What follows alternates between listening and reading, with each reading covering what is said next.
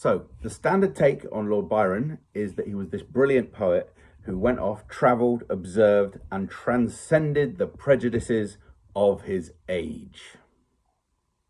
That view is honed for his final piece of work, 1819's Don Juan. In its 555 pages, a naive young man is dragged across Europe and the Ottoman world, surviving shipwreck, slavery, war, and high society. Meanwhile, the mad, bad, and dangerous to know rebel successfully satirizes everyone. Marandi's reading of Don Juan is a direct attack on this consensus view. He argues that Byron is still working within the same underlying framework as his earlier, cruder works. What's at stake here is not just literary interpretation, it's who gets to describe the world and who gets believed. Byron sets himself up as an authority on the East. He pointedly reminds readers that he has travelled amongst the Turks. He adds footnotes. He adopts the tone of someone reporting, not inventing. It creates an illusion of expertise. Byron presents Allahu as a Muslim war cry. But Marandi points out this isn't meaningful Arabic. Byron invents a holy camel's hump, something Marandi says does not exist in Islam. And yet critics, then and now, largely take him at his word. From here, Marandi makes a broader structural observation. Byron's two worlds are treated very differently. England is historically specific and evolving. The East, by contrast, is timeless, static, and monolithic. This underlying structure becomes clearest in the poem's most famous contrasts.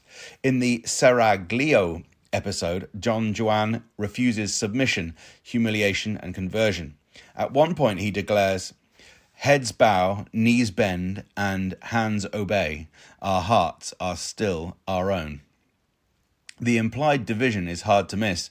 The East is associated with submission, ritual, and despotism, while the West is associated with inner freedom, dignity, and selfhood. Poetry scholars have treated the portrayal of one of the Sultan's young wives, Gul Bayaz, as psychologically rich, even realistic.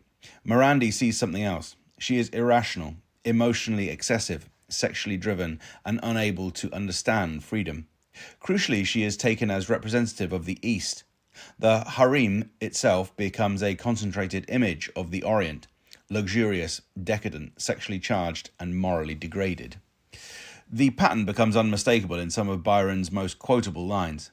On Eastern women, he writes, "The Turks do well to shut their women up. Their chastity is not a thing of that astringent quality." Here, women are presented as more promiscuous, more unstable, and more in need of control. A similar reduction occurs in the depiction of Muslims in battle. They only shouted Allah and Bismillah.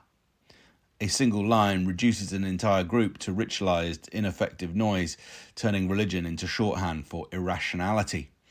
And in Byron's treatment of the Sultan, he was certain that the earth was square. This may function as satire, but it also does something broader.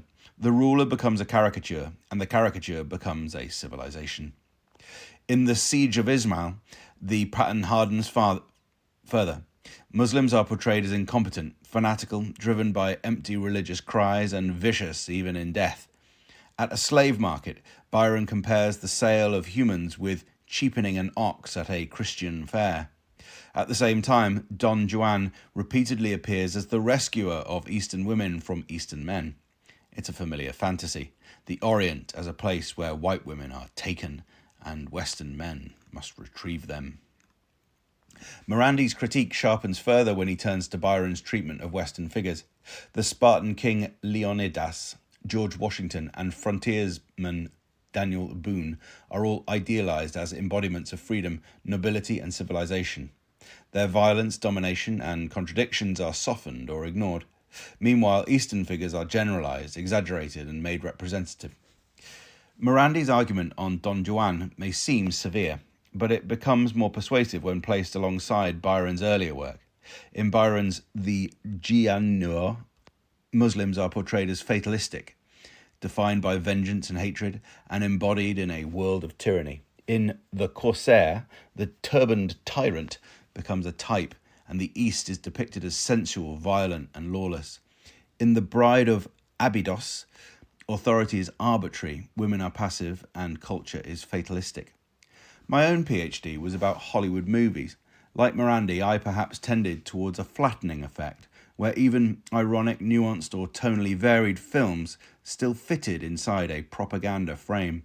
I still wonder if I might have been a bit blank-faced to claim that the terrible Christian Bale movie about dragons set in northern England was really supportive of American foreign policy, but hey-ho. Jack Shaheen was an American academic with Lebanese roots.